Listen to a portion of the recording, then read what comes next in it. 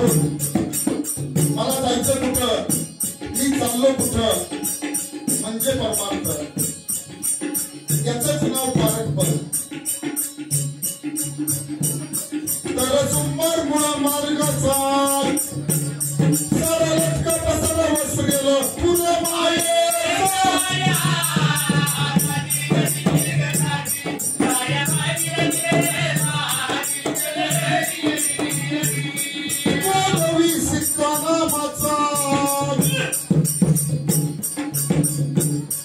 सर्वजण या ठिकाणी बसलेले सद्गुरूच्या प्रसादाचे मानकरी आहेत. करणी फिरिले बीज मगर सर बीज अंकुरे अंकुरे ओल्या मातीच्या कुशीत कसे रुजावे बियाणे महाराणी खडकात. बीज हवी निगराणी, हवी मायेची पाकर, हवी अंधारल्या राती चंद्र किरणाची साथ. अंकुराचे होता रोप, रोप त्याचे होई झाड, पुढे होऊन रानात उभे राहिले थोडं. नाही झाला महावृक्ष, नाही झाला कल्पतरू, फुला फळांचा त्यावरी नाही आला रे भरू. क्षणभरी विसावेला वाट सरू सावलीच. एवढं तरी माणसाच्या आतून झालं. साधू संतांनी मास्तर दादांनी सांगितलं आहोत, एवढं तरी जीवाच्या आतून झालं. एखादा वाट सोडून सावलीमध्ये येऊन विसावे, शांत होईल आणि जीवनाचं सार्थक होईल. म्हणून वागवी सिक्का नामाचा तर ईश्वर चरण उद्धार होईल जीवन.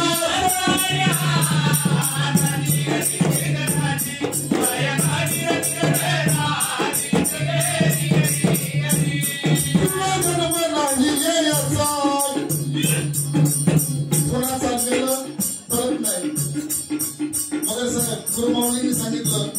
एक हात आपल्या कर्माचा आहे, एक हात आपल्या दैवाचा आहे. आज आपण जे कर्म करतोय ते उद्या दैवामध्ये आहे. पुण्य काय भाग आहे तेच आहे. आपण जे चांगलं त्याची दान दे गा देवा, तुझा विसर न व्हावा. गुण गाईला आवडी त्याची माझी सर्व जोडी. न लगे मुक्ती धन संपदा, संत संग देई सदा. तेव्हा मला काही नको, फक्त साधू संतांचा संग. आणि खरोखर तुम्ही आम्ही भाग्यवान आहात. आपल्याला बाजीराव दादा मिळाले, आपल्याला गुरुमावडी गोधराम दादा मिळाले, आपल्याला बबन भाऊ मिळाले, आपल्याला सुपेकर साहेबांचे मान्यवर असे अनुभव किती मिळाल्या. म्हणून वागवी सिक्का नामाचा तर ईश्वर चरण उद्धार होईल जीवन.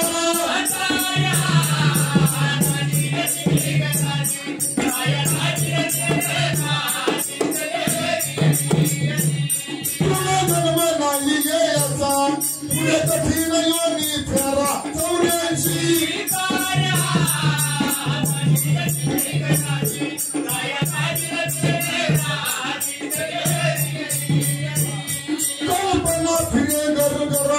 वासनाही आवरून धरा, अशा मनाच्या भोंगरा दश इंद्रिय मनावरा. गुरुमाऊली गोधरामदादांनी म्हणतात साहेब मुंडाय आधी मला मुंडा, मुंडा मुंडा आधी मला मुंडा.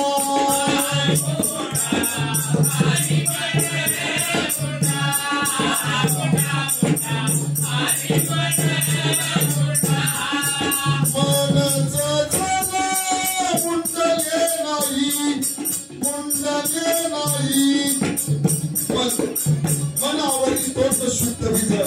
संत जाणील. म्हणून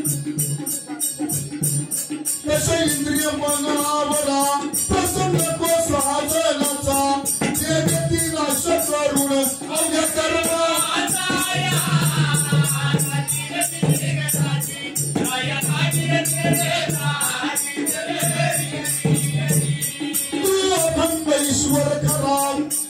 अभंगवाणीचं दुसरं चरण कर्ता आणि कर्मिता तो भगवंत ज्याने निर्माण केलं तो विश्वाचा बाप ज्याने निर्माण केलं ती विश्वाची जननी मगर साहेब तू अभंग ईश्वर खरा हा देह केला उत्पन्न धन्य ईश्वर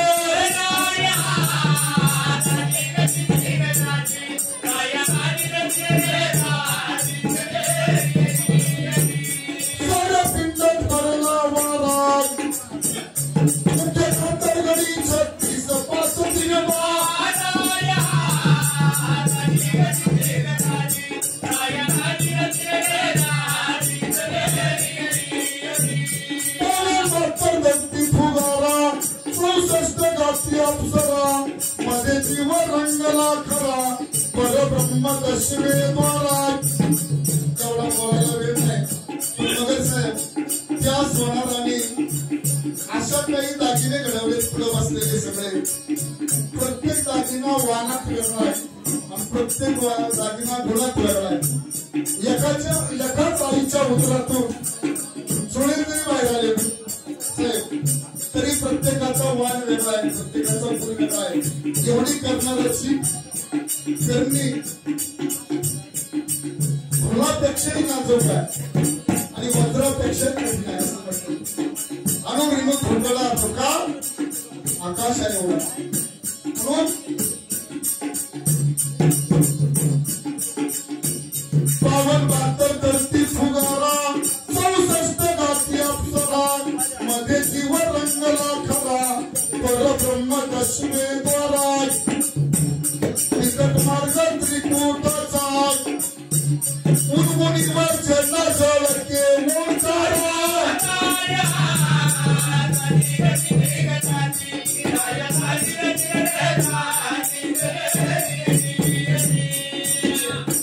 ज्याने केला पाळणा तो हात जाऊन भिजला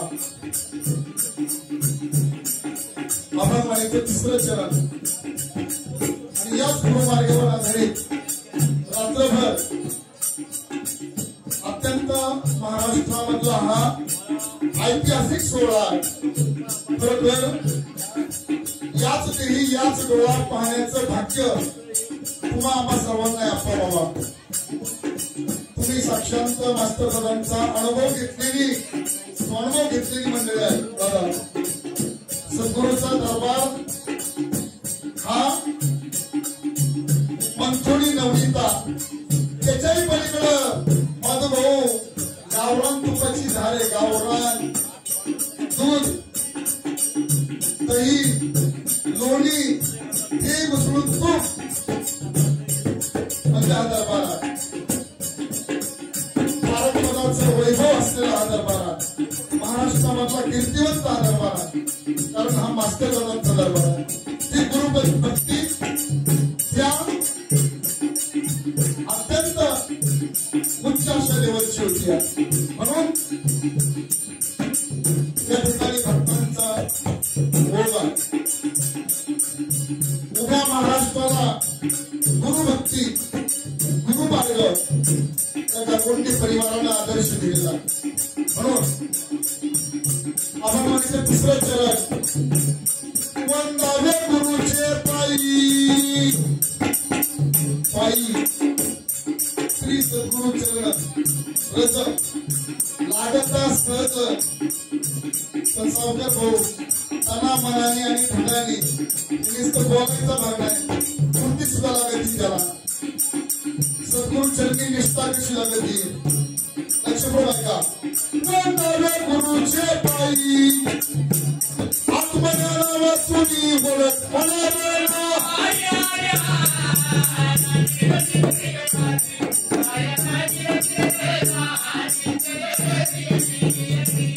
बोलत नाही जगाची सोयी मास्टर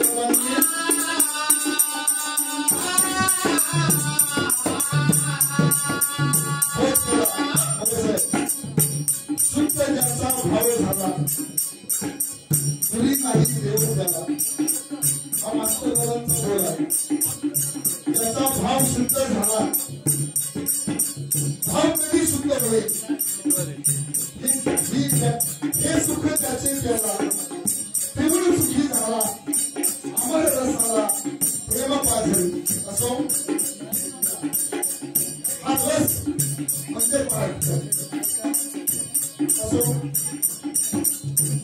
बांधावे गुरूंचे पायी आपण वाचून ओळखणार नाही करत राही जन्माची सोयी स्वरा मायेचे भांडवल तीच कृप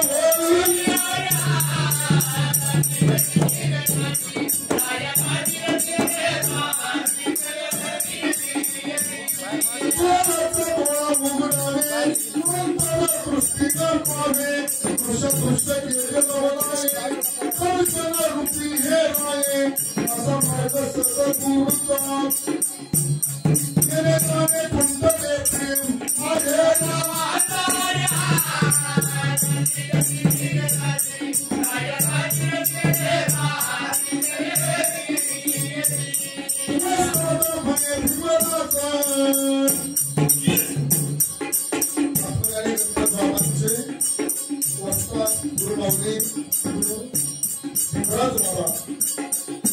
चौदा बाबांच्या जन्मामध्ये 14 वर्ष निराहारी तपश्चर्या केली बाबांनी गुरु चालली साक्षात प्रगट झाले काय मागायचं बाळ बाबांनी सांगितलं माझ्या वाटेमध्ये येऊन बसा बाबा जे बोलले ते खरं झालं मला साहेब आत्मज्ञानाचं सगळं बोलणे झालेलं अनुभवी बाबांनी सांगितलं तर 5 दिवसाचा आठवडा होईल 80 वर्षांनी सगळी सरकारी ऑफिसर एवढे साहेब 5 दिवस चालू शनिवार रविवार सुट्टी बाबांनी सांगितलं तर लाल कुंडी काळी होती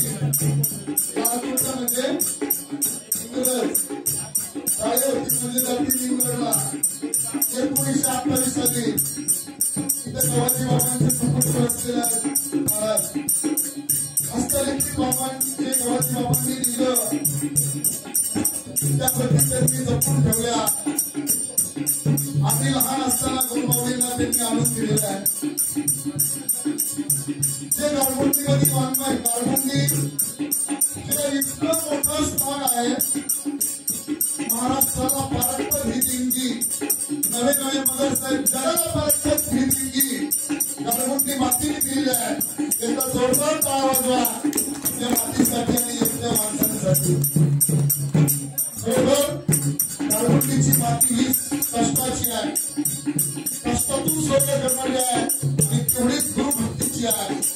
मंडळीला जसा तो सुगंध आहे मुख्याला तसं गारगुंडीला गुरुभक्तीचा सुगंध आहे मगर साहेब म्हणून जास्त बोलणं उचित नाही माहिती 10 मिनिटं मागून घेतली आणि 30-25 मिनिटं चालले माझं वस्तादा म्हणले भीमराज हे गुरु वाचुनी कोण सांगलं गुरु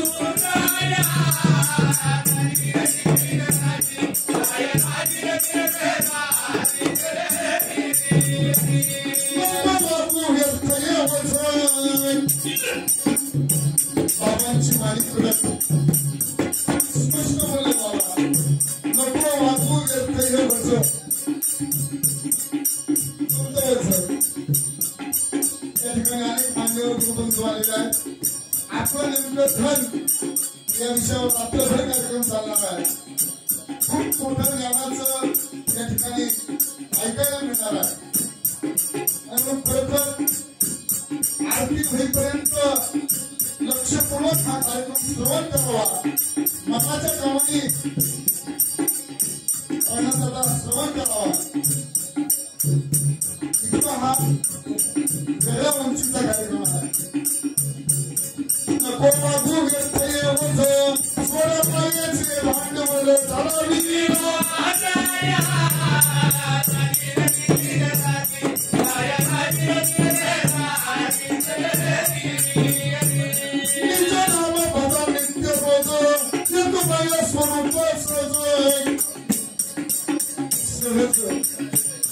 सहज बोलणे सहज चालवणे ऐकवणारे मास्तर दादा आहे बोलवणारे मास्तर दादा आहे कविता धनी वेगळा अशी म्हणून विचार बाबा भला नित्य रोज येतो नाही स्वरूप सहज तसंच झाले सावकाळ राज येणे जाणे टाकले वज साहेब बरोबर का महाराज बाबांचं वाक्य होतं नको वागू व्यर्थ वच आणि इथं बाबांनी वाक्य टाकले आपण माहित होतं येणे जाणे टाकले वज कवी कटाव गणपतीचा संग्रामी भिडे बांधता